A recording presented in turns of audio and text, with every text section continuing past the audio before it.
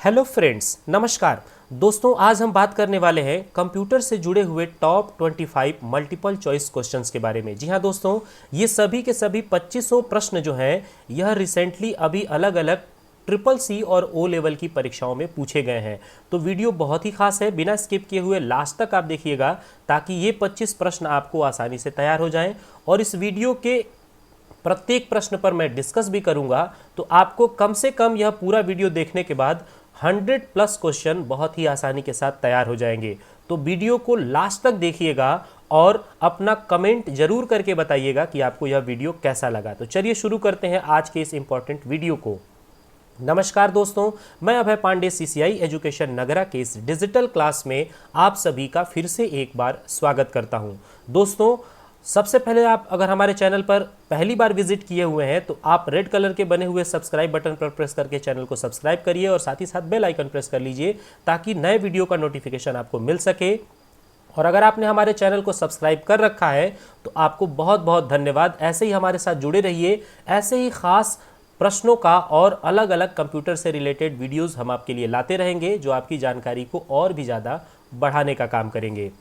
तो यहाँ पर सबसे पहला जो प्रश्न है, यहाँ पर आपको देखने को मिलेगा सबसे पहला प्रश्न बिल्कुल खास प्रश्न है और यह प्रश्न है line by line high level language को मशीनरी लैंग्वेज में कौन कन्वर्ट करता है। जी हाँ दोस्तों, अगर line by line high level language को मशीनरी लैंग्वेज में कन्वर्ट करना होगा तो आप किस ट्रांसलेटर का यूज करेंगे। ऑप्शन यहाँ पर देखिए दे रखा है, असेंबलर, इंटरप्रेटर, कंपाइलर और नॉन। दोस्तों, आप इसका आंसर सोचिए और बताइए कि यहाँ पर राइट आंसर क्या हो जाएगा। Line by line high level language को मशीनरी लैंग्वेज में कौन बदलता है, असेंबलर, इंटरप्रेटर, कंपाइलर या नॉन। आपको बता दें कि ये जो ऑप्शंस में तीनों नाम दिए हुए हैं ये तीनों के तीनों जो है ये ट्रांसलेटर हैं और ये ट्रांसलेटर हाई लेवल को लो लेवल में, लो लेवल को हाई लेवल में कन्वर्ट करने का काम करते हैं। तो यहाँ पर प्रश्न जो पूछा गया है, line by line high level language को मशीनरी लैंग्वेज में कौन बदलता है, तो यहाँ पर राइट आंसर आपका ऑप्शन बी हो जाएगा, इंटरप्रेटर। जी हाँ दोस्तों, इंटरप्रेटर एक ऐसा ट्रांसलेटर है जो कि लिखी गई सूचनाओं को लाइन बाय लाइन चेक करता है और अगर कहीं एरर मिलता है तो वहीं पर वो रुक जाता है, उस एरर को सही करने के बाद ही वो आगे का ट्रांसलेशन करता है। जबकि कंपाइलर जो होता है यह जो है पूरी तरह से एक ही बार पूरे पेज को ट्रांसलेट कर देता है और जहां जहां गलती होता है उसे वह हाईलाइट कर देता है। तो यहाँ पर पहले प्रश्न का जो राइट आंसर हो जाएगा वो हो जाएगा ऑप्शन बी, इंटरप्रेटर। जी हाँ दोस्तों, यहाँ पर राइट आंसर इंटरप्रेटर हो जाएगा। आगे चलते हैं हम लोग सेकंड क्वेश्चन की तरफ और बहुत ही खास प्रश्न है ये जो ट्रू फॉल्स से रिलेटेड है। आपको बता दें कि ट्रिपल सी की परीक्षा अगर आप देने जाएंगे तो वहां पर आपको एमसीक्यू के अलावा आपको ट्रू फॉल्स भी मिलेंगे। तो यहाँ पर प्रश्नों को बहुत ही ध्यान से पढ़ना है। एक खास बात आपको बता दें कि ट्रिपल सी के पेपर में आपको जो प्रश्न ओपन होकर के मिलते हैं तो प्रत्येक प्रश्नों पर आपको 30 सेकंड का समय मिलता है और वह 30 सेकंड के बाद ही आप नेक्स्ट क्वेश्चन पर जा सकते हैं। तो इस वजह से आप किसी भी प्रश्न का उत्तर देते समय उसको कम से कम 1 या 2 बार खूब अच्छे से पढ़िए, ऑप्शंस को पढ़िए, उसके बाद आप अपने राइट आंसर को टिक करिए। तो यहाँ प्रश्न को ध्यान से हम लोग पढ़ते हैं। प्रश्न है, इंटरनेट पर 2 सर्वर का एक समान नाम हो सकता है। यह वाक्य जो है ट्रू है या फॉल्स है। दोस्तों, आपको बता दें कि इंटरनेट जो है ये नेटवर्क ऑफ नेटवर्क होता है, यानी पूरी दुनिया भर के सभी नेटवर्कों को आपस में जो कनेक्ट करके रखता है उसी को हम इंटरनेट कहते हैं। और इंटरनेट पर पूछा गया है कि 2 सर्वर का नाम एक समान हो सकता है, ट्रू या फॉल्स। तो आपको बता दें कि यह जो है पूरी तरह से फॉल्स है। जी हाँ दोस्तों, इंटरनेट पर 2 सर्वर का नाम एक समान नहीं हो सकता है। किसी एक सर्वर के लिए एक ही नाम जो है रखा जाता है, यह 2 सर्वरों का नाम एक समान नहीं हो सकता है। तो राइट आंसर सेकंड क्वेश्चन का यहाँ पर फॉल्स हो जाएगा। आगे चलते हैं क्वेश्चन नंबर 3 की तरफ। क्वेश्चन नंबर 3 के पहले मैं आपको बता दूं कि अगर आप ट्रिपल सी की परीक्षा की तैयारी कर रहे हैं और अगर आप अप्रैल 2021 में पेपर देने वाले हैं तो आपको बता दें कि आपका पेपर जो है वह 6 तारीख से शुरू होने वाला है। जी हाँ दोस्तों, 6 तारीख से लेकर के 14 तारीख के बीच में किसी भी दिन आपका एग्ज़ाम हो सकता है। 6 अप्रैल से 14 अप्रैल के बीच में इसका शेड्यूल आ चुका है और आप बहुत अच्छे तरीके से तैयारी शुरू कर दीजिए, क्योंकि अब ज़्यादा दिन नहीं बचा हुआ है और मैं इस एग्ज़ाम के पहले आपके लिए कई सारे वीडियो जो है वो लाऊंगा और इन वीडियो की सहायता से आप बहुत अच्छे से CCC की परीक्षा को पास कर लेंगे। तो यहाँ पर देखिए 3rd नंबर का क्वेश्चन यहाँ पर दिया हुआ है, लिब्रे ऑफिस कैल्क में सेल को फॉर्मेट करने वाले डायलॉग बॉक्स खोलने के लिए कौन सी शॉर्टकट की का प्रयोग किया जाता है। जी हाँ दोस्तों, अगर आप लिब्रे ऑफिस कैल्क का यूज़ कर रहे हैं और वहाँ पर फॉर्मेट सेल का आप डायलॉग बॉक्स ओपन करना चाहते हैं तो कौन सा शॉर्टकट बटन आपको प्रेस करना होगा। यहाँ पर देखिए ऑप्शन में दे रखा है अल्ट के साथ 1, कंट्रोल के साथ 1, शिफ्ट के साथ 1 या अल्ट शिफ्ट के साथ 1। तो आपको बहुत ध्यान से यहाँ पर इस तरह के शॉर्टकट्स भी आपको CCC की परीक्षाओं में देखने को मिल जाएंगे। लगभग 5 से 10 के आसपास आपके 100 क्वेश्चन में शॉर्टकट भी होंगे, तो शॉर्टकट्स पे भी आपको बहुत ज़्यादा ध्यान रखना होगा। तो आपको मैं बता दूं कि यहाँ पर क्वेश्चन नंबर 3rd का जो राइट आंसर होगा, सेल को फॉर्मेट करने वाले डायलॉग बॉक्स को ओपन करने के लिए आपको यहाँ पर कंट्रोल के साथ 1 शॉर्टकट का यूज़ करना होगा, यानी कि राइट आंसर यहाँ पर हो जाएगा ऑप्शन बी, कंट्रोल प्लस 1। अगर आप कंट्रोल 1 प्रेस करते हैं तो आसानी के साथ आप फॉर्मेट सेल का डायलॉग बॉक्स ओपन कर सकते हैं। दोस्तों आगे चलते हैं हम लोग। तो यहाँ पर देखिए क्वेश्चन नंबर 4 बहुत ही खास क्वेश्चन है, किस स्टोरेज डिवाइस को एक स्थान से दूसरे स्थान पर आसानी से नहीं लेकर जा सकते हैं। जी हाँ दोस्तों, यहाँ पर जो नहीं शब्द प्रयोग किया गया है यह इस प्रश्न के नेचर को पूरी तरह से चेंज कर दे रहा है। तो प्रश्न को इसी तरह से बिल्कुल बारीकी से ध्यान से पढ़ने की ज़रूरत होती है और ध्यान से पढ़ने के बाद आप अपने राइट आंसर को देंगे तो आपके प्रश्न सही होने के चांसेस बहुत ज़्यादा होंगे। अगर आप जल्दी जल्दी से इसी प्रश्न को पढ़ लेते हैं और नहीं शब्द पर आप ध्यान नहीं देंगे तो यह प्रश्न आपको कंफ्यूज भी कर सकता है। तो यहाँ पर ध्यान से एक बार फिर से हम लोग पढ़ लेते हैं, किस स्टोरेज डिवाइस को एक स्थान से दूसरे स्थान पर आसानी से नहीं लेकर जा सकते हैं। तो यहाँ पर ऑप्शन देखिए दिया है पेन ड्राइव, CD, DVD या हार्ड डिस्क। दोस्तों आपको बता दें कि यहाँ पर जो 3 ऑप्शन दे रखे हैं, पेन ड्राइव, CD, DVD, इनको आप जब चाहें जहाँ चाहें जैसे भी चाहें आसानी से ले जा सकते हैं, जबकि राइट आंसर इसका जो हार्ड डिस्क है ये आप आसानी से नहीं ले जा सकते। जी हाँ दोस्तों, पेन ड्राइव को ही USB थंब ड्राइव के नाम से जाना जाता है, जबकि CD और DVD दोनों ही ऑप्टिकल ड्राइव के अंतर्गत यानी ऑप्टिकल डिवाइस के अंतर्गत आते हैं। CD को कॉम्पैक्ट डिस्क और DVD को डिजिटल वर्सेटाइल डिस्क कहा जाता है, जबकि हार्ड डिस्क जो होता है यह आप आसानी से एक स्थान से दूसरे स्थान पर नहीं ले जा सकते इन तीनों मेमोरी की तुलना में। जी हाँ दोस्तों, यहाँ पर जो ये 4 ऑप्शन दे रखे हैं इनकी तुलना में हार्ड डिस्क जो है वह आसानी से एक जगह से दूसरी जगह तक नहीं ले जाया जा सकता। दोस्तों आप इन सभी प्रश्नों को चाहे तो अपने नोटबुक पर नोट भी करते चलिए, क्योंकि ये सभी प्रश्न जो है यह अभी रिसेंटली मार्च महीने में रिपीट किए गए हैं। यानी मार्च महीने में जो CCC की परीक्षा हुई है उसमें ये सभी के सभी प्रश्न पूछे गए हैं। उन्हीं पूछे गए प्रश्नों का यह कलेक्शन, यह वीडियो है। आगे हम चलते हैं तो यहाँ पर देखिए बहुत ही खास बिल्कुल ही नया प्रश्न है आपके लिए, क्वेश्चन नंबर 5, और यहाँ पर पूछा गया है हायरार्की क्या है। जी हाँ दोस्तों, प्रश्न है हायरार्की क्या है। ऑप्शन में देखिए दिया हुआ है स्टोरेज डिवाइस है या एक नेटवर्क है, कंप्यूटर के मेमोरी को क्रम में दर्शाने वाला है या बिखरी फाइल को व्यवस्थित करने वाला है। जी हाँ दोस्तों, हायरार्की क्या है बिल्कुल ही नया और बिल्कुल ही खास प्रश्न है। इसका आप स्क्रीनशॉट ले लीजिए ताकि आपको यह प्रश्न जो है हमेशा के लिए याद हो जाए। तो यहाँ पर आपको बता दें कि हायरार्की जो है इसका राइट आंसर हो जाएगा ऑप्शन सी। जी हाँ दोस्तों, कंप्यूटर के मेमोरी को क्रम में दर्शाने का काम जो करता है उसको हम कहते हैं हायरार्की, जबकि बिखरी हुई फाइल को व्यवस्थित करने का काम डिस्क डिफ्रेगमेंटर करता है। तो यह भी प्रश्न बहुत बार पूछा जाता है कि बिखरी फाइल को व्यवस्थित करना किसके द्वारा होता है या किसके द्वारा किया जाता है, तो वहाँ पर आप डिस्क डिफ्रेगमेंटर सही करिएगा, जबकि हायरार्की जो है ये कंप्यूटर की मेमोरी को क्रम से दर्शाने का कार्य करता है। आगे चलते हैं क्वेश्चन नंबर 6 के तरफ। यहाँ पर देखिए बहुत ही खास प्रश्न है, telephone number, date of birth and name of customer निम्न में किसका उदाहरण है। जी हाँ दोस्तों, प्रश्न को ध्यान से और इन सभी ऑप्शन पर भी बहुत आपको अच्छे से ध्यान देना है। एक बार फिर से हम प्रश्न पढ़ते हैं। Telephone number, date of birth and name of customer निम्न में किसका उदाहरण है। ऑप्शन दिया है एक फाइल, एक रिकॉर्ड, एक डाटाबेस, एक डाटा।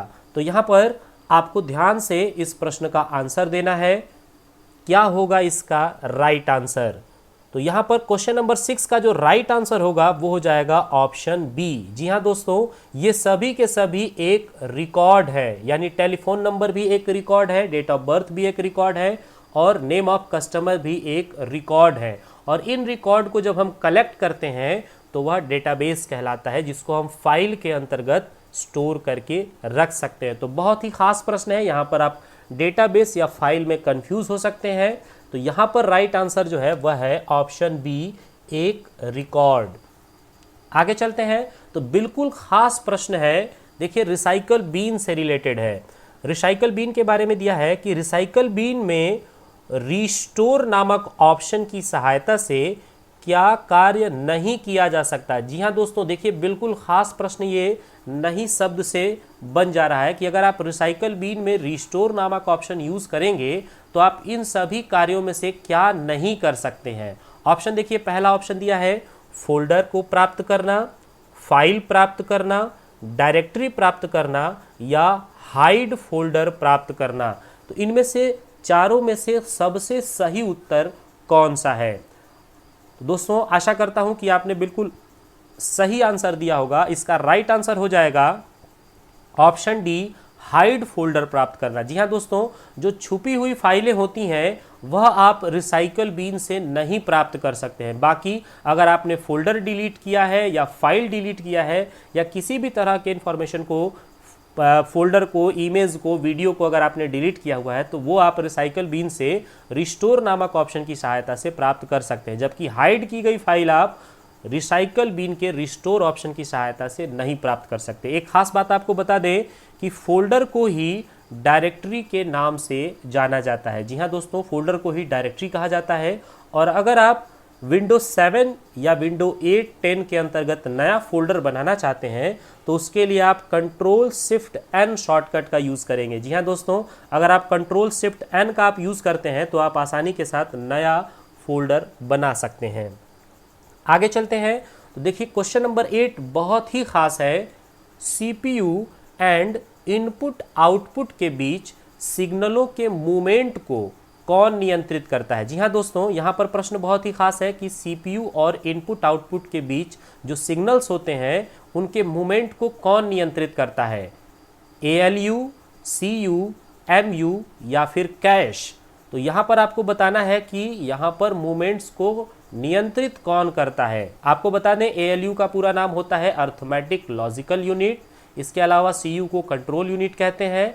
एमयू यानी मेमोरी यूनिट होता है और एमयू में जो रैम का भाग होता है उसको हम कैश मेमोरी कहते हैं।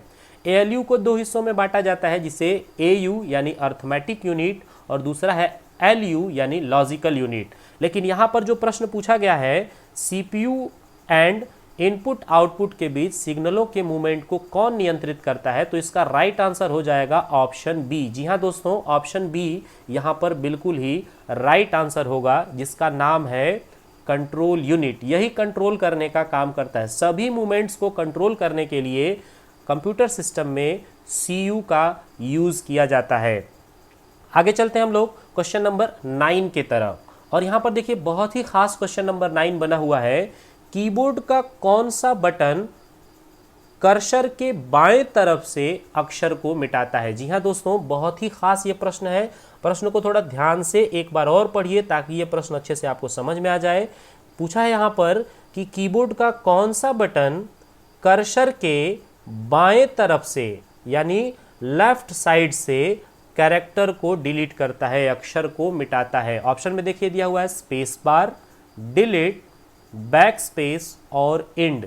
तो आपको बता दें कि स्पेस बार स्पेस देने के लिए यूज होता है, यह डिलीट करने के लिए प्रयोग नहीं होता। तो यह जो है आंसर यहाँ पर नहीं होगा।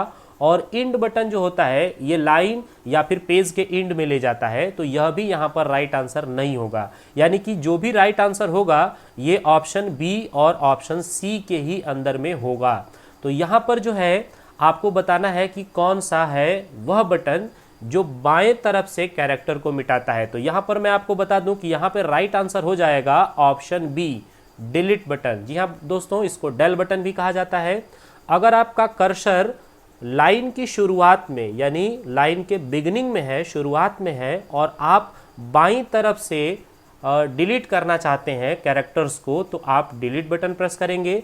लेकिन अगर आप दाहिनी तरफ से बाईं तरफ में अगर आप कैरेक्टर्स को डिलीट करना चाहते हैं तो बैक स्पेस बटन का यूज़ करना होगा। तो बहुत ही खास ये प्रश्न है, इस आप लोग अपने नोटबुक में लिख लीजिएगा और इसका प्रैक्टिस करके भी देख लीजिएगा, आपको आसानी से समझ में आ जाएगा। अगर आपका कर्सर लाइन की शुरुआत में है तो आप डिलीट बटन प्रेस करेंगे तो कैरेक्टर्स डिलीट होंगे, और अगर लाइन के अंत में आपका कर्सर ब्लिंक कर रहा है तो आपको बैक स्पेस बटन प्रेस करना होगा, तब जा करके आपका कैरेक्टर डिलीट होगा। आगे चलते हैं क्वेश्चन नंबर 10 की तरफ। जी हाँ दोस्तों, ये देखिए प्रश्न नंबर 10 है यहाँ पे, यूएसबी ड्राइव किस संरचना का अनुसरण करता है। जी हाँ दोस्तों, यूएसबी ड्राइव यानी यूनिवर्सल सीरियल बस ड्राइव किस संरचना का अनुसरण करता है। ऑप्शन में देखिए, पहला ऑप्शन दिया हुआ है हाल्फमैन, हैज, ट्री या लिस्ट। जी हाँ दोस्तों, आपको बताना है कि यूएसबी ड्राइव किस संरचना का अनुसरण करता है। तो आपको बता दें यहाँ पर इसका राइट आंसर, क्वेश्चन नंबर 10 का राइट आंसर हो जाएगा ऑप्शन सी। जी हाँ दोस्तों, ट्री। जी हाँ दोस्तों, यूएसबी ड्राइव जो है यह ट्री नामक संरचना का अनुसरण करता है और इसी के आधार पर यह डेटा का ट्रांसफर करता है। आगे चलते हैं क्वेश्चन नंबर 11 की तरफ। यहाँ पर देखिए क्वेश्चन नंबर 11 बहुत ही खास है।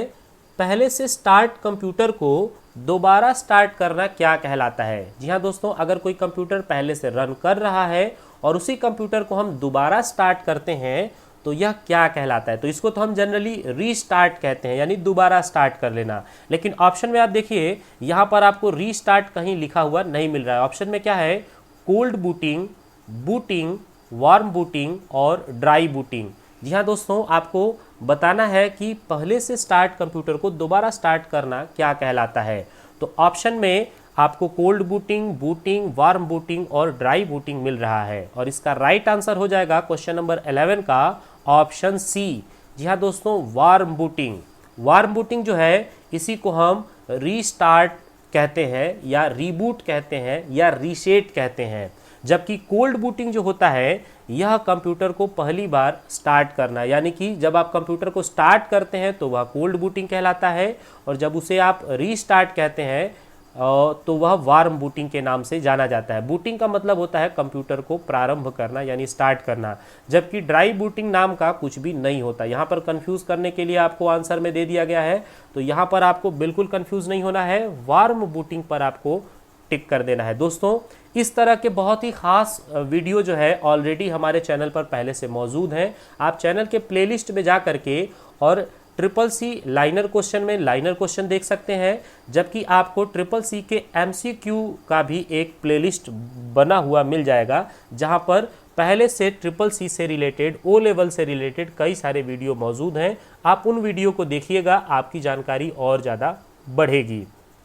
आगे चलते हैं हम लोग क्वेश्चन नंबर 12 के तरफ। बहुत ही खास प्रश्न है, Amazon.com किस मॉडल पर आधारित है। जी हाँ दोस्तों, Amazon जो यहाँ पर ई कॉमर्स के क्षेत्र में सबसे बड़ा ब्रांड है, यानी Amazon.com जो है यह किस मॉडल पर आधारित है, यह प्रश्न पूछा गया है। तो Amazon के बारे में आपको बता दें कि यह कॉमर्शियल सेक्टर में बहुत ही ज़्यादा यूज़ होता है। ई कॉमर्स के अंतर्गत इसका बहुत ही बड़ा वर्चस्व है, और इस कंपनी को तैयार करने वाले जो इसके फाउंडर हैं उनका नाम है जेफ बेजोस। जी हाँ दोस्तों, और ये प्रश्न पूछा गया है कि ये किस मॉडल पर आधारित है। ऑप्शन में देखिए दिया हुआ है, ऑप्शन ए B2B यानी बिजनेस टू बिजनेस, B2C यानी बिजनेस टू कंज्यूमर, C2B यानी कंज्यूमर टू बिजनेस और C2C यानी कंज्यूमर टू कंज्यूमर।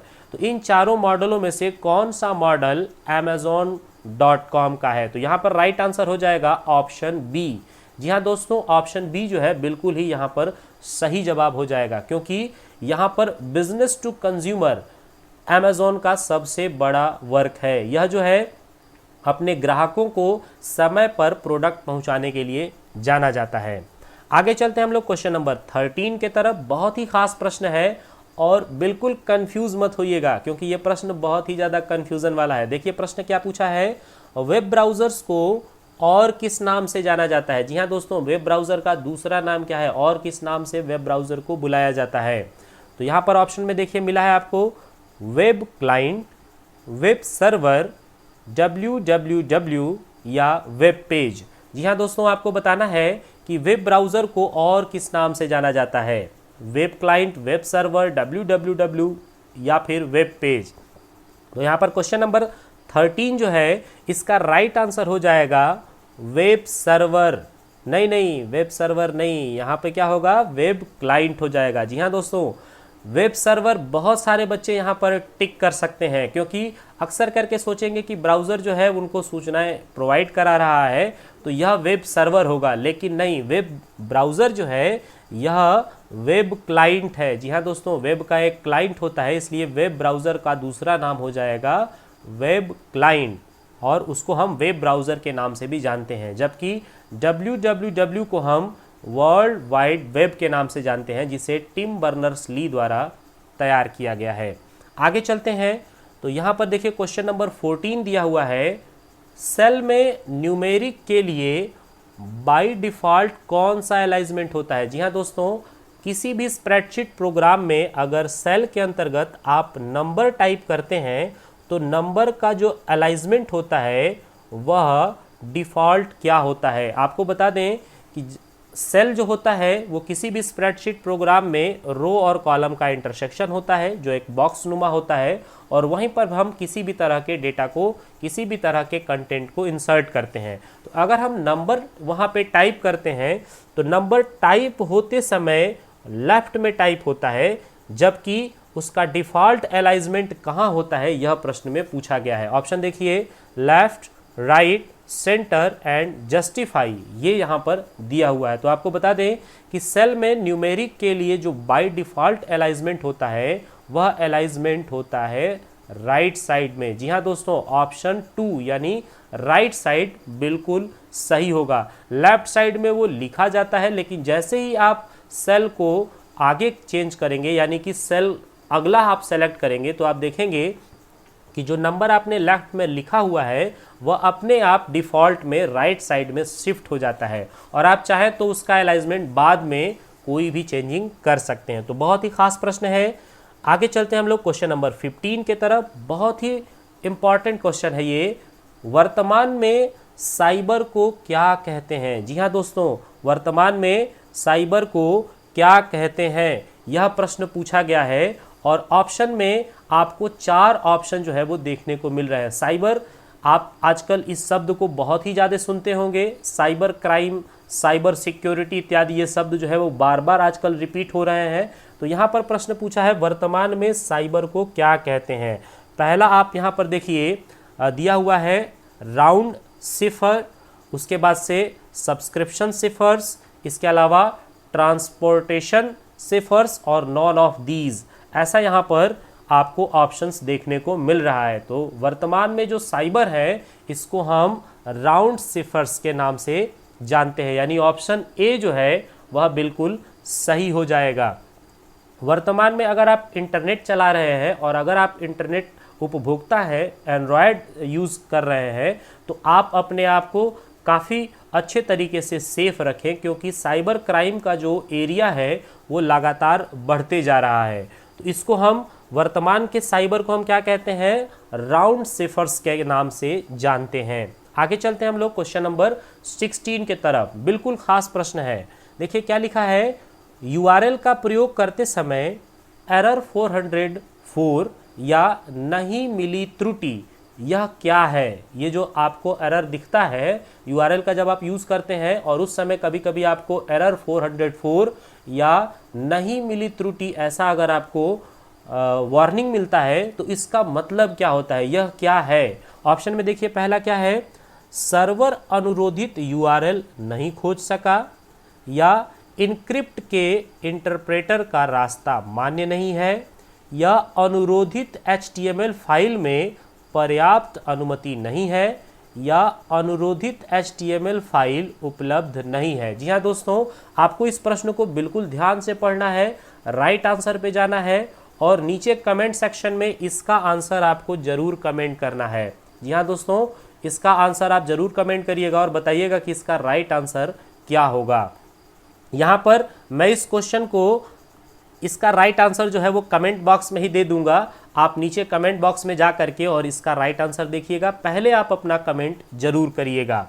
आगे चलते हैं हम लोग क्वेश्चन नंबर 17 के तरफ, और देखिए यहाँ पर दिया हुआ है उमंग ऐप पर उपलब्ध सेवाओं में LPG सर्विस भी शामिल है, यह ट्रू है अथवा फॉल्स है। जी हाँ दोस्तों, उमंग ऐप पर उपलब्ध सेवाओं में LPG सर्विस जो है वह आपको मिलती है या नहीं मिलती है। तो आपको बता दें, उमंग जो है ये भारत सरकार द्वारा जारी किया गया एक बहुत ही खास ऐप है, जिस पर आपको भारत सरकार के तमाम फैसिलिटीज़ जो है वो मिल जाते हैं, जिस पर LPG की भी सुविधा, LPG की भी सर्विसेज आपको मिलती है। तो यह जो है बिल्कुल राइट है सेंटेंस, इस वजह से यहाँ पर राइट आंसर हो जाएगा ए, ट्रू। जी हाँ दोस्तों, उमंग ऐप पर उपलब्ध सेवाओं में LPG सर्विसेज भी शामिल है, ये बिल्कुल ट्रू है।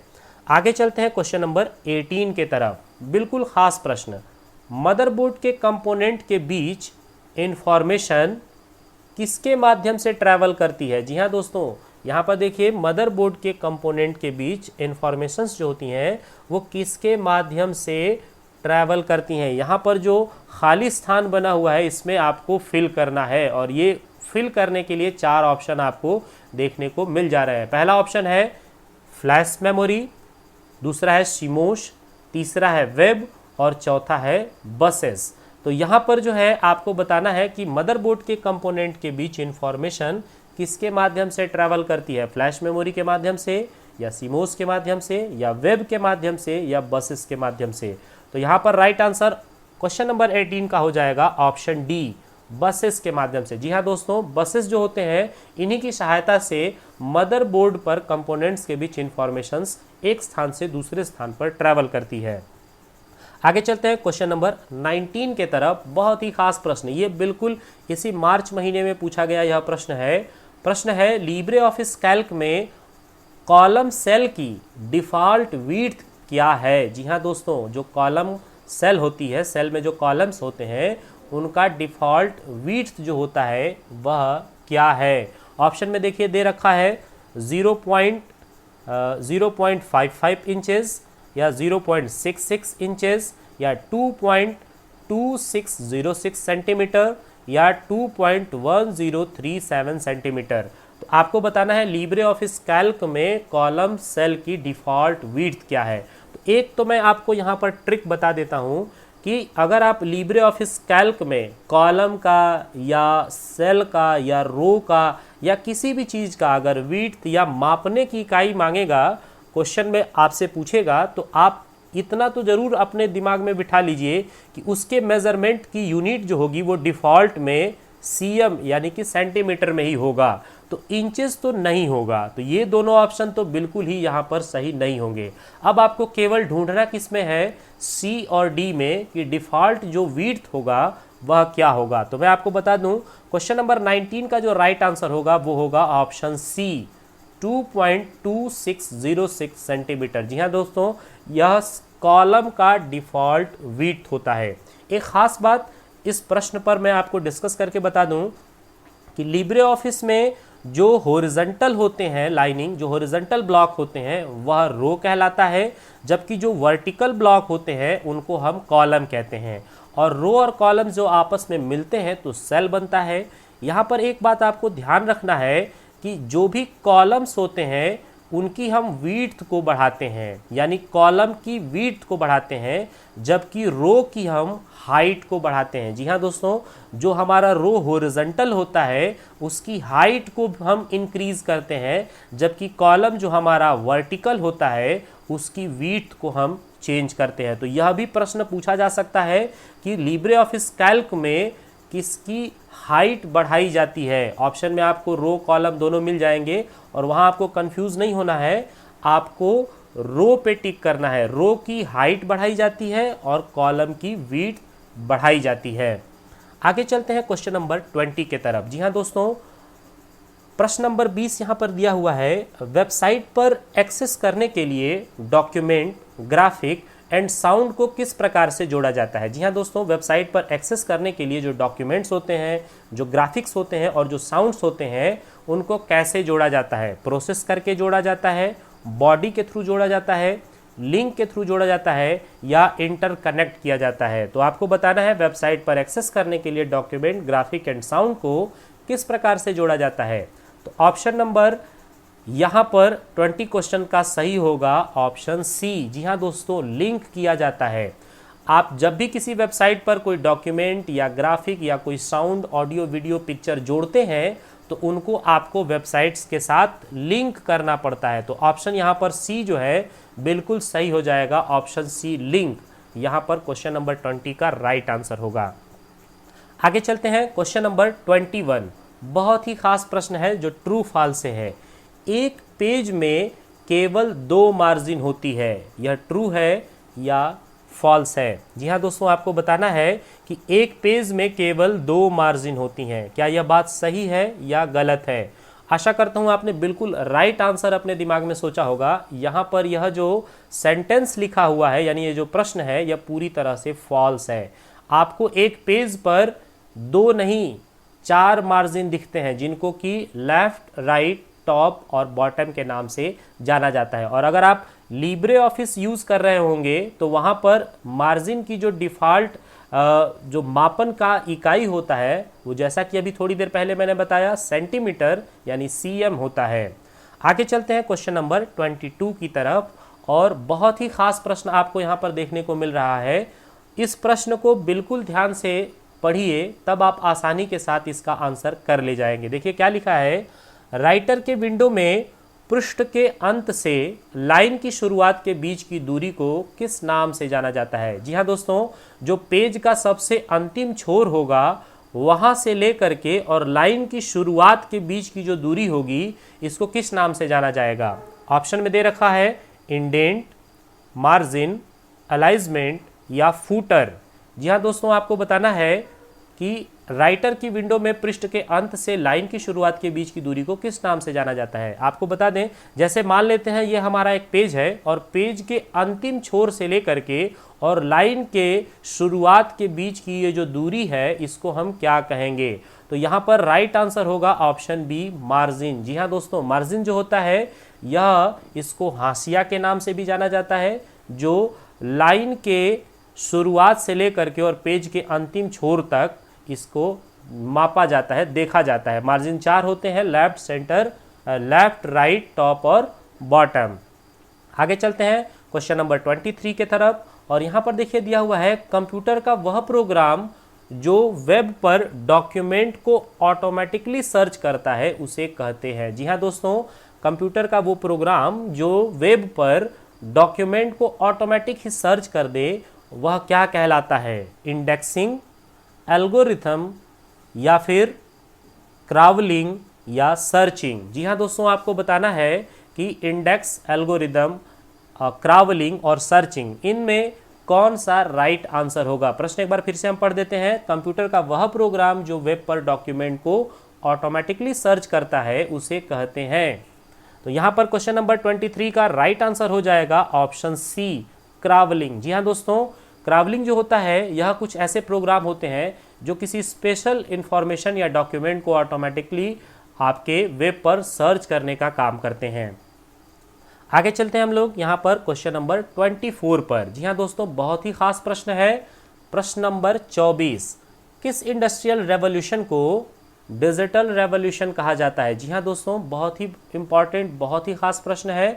किस औद्योगिक क्रांति को डिजिटल क्रांति के नाम से जाना जाता है। ऑप्शन में देखिए दिया हुआ है, first revolution, second revolution, third revolution या फोर्थ रेवोल्यूशन। यहाँ पर इंडस्ट्रियल रेवोल्यूशन है, यानी first industrial revolution, second industrial revolution, third industrial revolution या फिर फोर्थ इंडस्ट्रियल रेवोल्यूशन। तो तो आपको बता दें कि क्वेश्चन नंबर 24 का जो राइट आंसर होगा वो होगा option C, third industrial revolution, और इसी को हम डिजिटल रेवोल्यूशन के नाम से जानते हैं। सबसे पहली बार पीसी का प्रयोग यानी पर्सनल कंप्यूटर का यूज जो है वह इसी थर्ड इंडस्ट्रियल रेवोल्यूशन में किया गया था। आगे चलते हैं हम लोग सबसे अंतिम प्रश्न पे, जिसका नाम है 25, और यह प्रश्न दिया हुआ है वह प्रोग्राम यानी वह वायरस जो OS system files and data file को ड्राइव इम्पटी होने तक मिटाता रहता है उसे कहा जाता है। जी हाँ दोस्तों, यानी यहाँ प्रश्न पूछा जा रहा है कि वह वायरस जो ऑपरेटिंग सिस्टम के सिस्टम फाइल्स और डाटा फाइल को तब तक मिटाता है जब तक कि ड्राइव इम्पटी ना हो जाए, उस वायरस को यानी उस प्रोग्राम को क्या कहा जाता है। ऑप्शन में देखिए दिया हुआ है स्पाईवेयर, एडवेयर, वॉर्म या बैकडोर्स। इन चारों में से कौन सा होगा राइट आंसर? तो आपको बता दें क्वेश्चन नंबर 25 का जो राइट आंसर होगा वो होगा ऑप्शन सी, वॉर्म। जी हाँ दोस्तों, वॉर्म एक ऐसा प्रोग्राम यानी एक ऐसा वायरस है जो ऑपरेटिंग सिस्टम के सिस्टम फाइल्स और डाटा फाइल को तब तक मिटाता रहता है जब तक कि वह ड्राइव पूरी तरह से खाली ना हो जाए। तो बहुत सी खास ये सभी के सभी 25 प्रश्न रहे हैं। अगली slide. Thanks for watching this video, यानी आपने अगर इस वीडियो को यहाँ तक देखा तो बहुत बहुत धन्यवाद। वीडियो अच्छा लगा होगा तो वीडियो को लाइक करिएगा, अपने दोस्तों में शेयर करिएगा और ज़्यादा से ज़्यादा कमेंट करिएगा ताकि इस तरह का इंपॉर्टेंट वीडियो हम आपके लिए बनाते रहें। अगर आप CCC O लेवल की तैयारी कर रहे हैं तो चैनल को सब्सक्राइब करके और बेल आइकन भी प्रेस कर लीजिएगा ताकि नए वीडियो का नोटिफिकेशन आपको मिलता रहे, और इस वीडियो को ज़्यादा से ज़्यादा अपने दोस्तों में शेयर करिए ताकि इस तरह के इंटरेस्टिंग वीडियो हम आपके लिए लाते रहें। मिलते हैं अगले खास वीडियो में, तब तक के लिए थैंक यू फ्रेंड्स। जय हिंद।